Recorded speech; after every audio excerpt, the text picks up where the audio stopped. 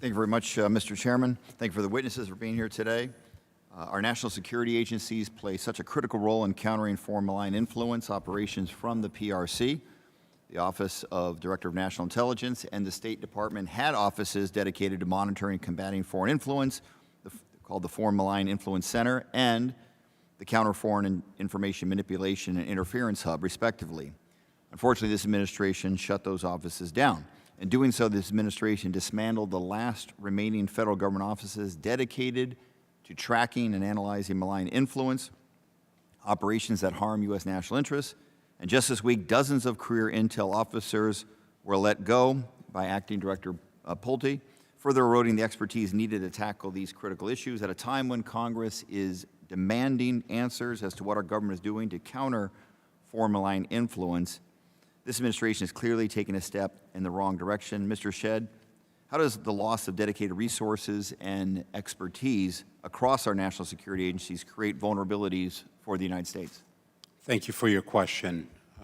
Clearly, I care passionately about being able to counter the malign influence. Losing professionals that I worked for the better part of almost 3.5 decades as a result of whatever decisions are being made in the administration, and particularly in the intelligence community that I so much love and respect, has the effect of really tearing down the capabilities that ought to be built up at a very critical time. Now, is there an opportunity at the same time? This would have been my approach, is let's look at the effectiveness of those efforts within these offices. Were they really being as effective as they should be? That's a very different question and then outcome than simply saying we're doing away with that office, notwithstanding what we see as this enormous line of threat that we face.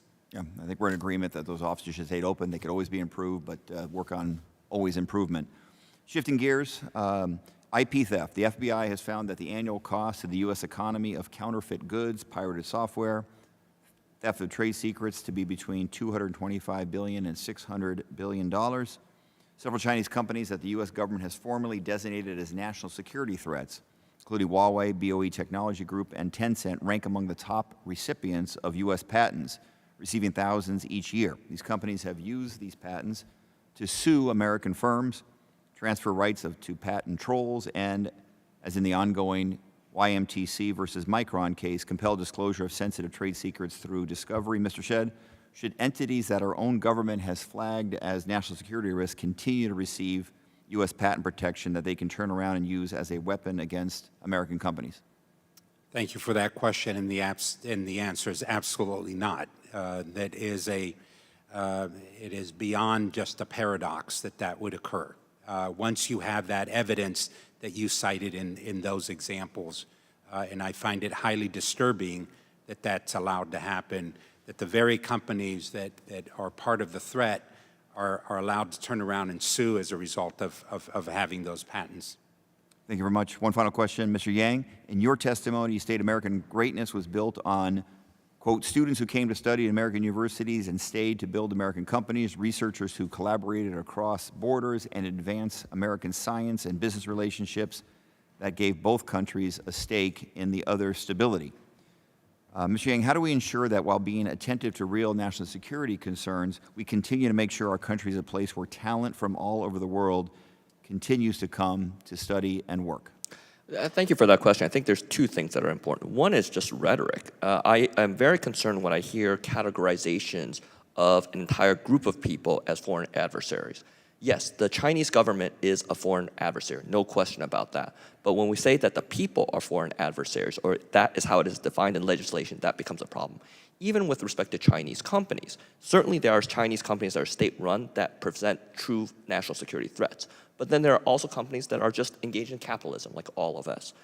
Having rhetoric that said that all Chinese students are spies, all Chinese and Indian immigrants are gangsters with laptops, or that we should have a China Initiative case in every jurisdiction in the United States, are categorizations that lead to bad results.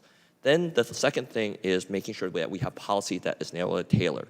We should use a scalpel, not a sledgehammer, not engage in broad categorizations, but engage in that type of nuance that is necessary. Thank you very much. I yield back. Thank you, Chairman.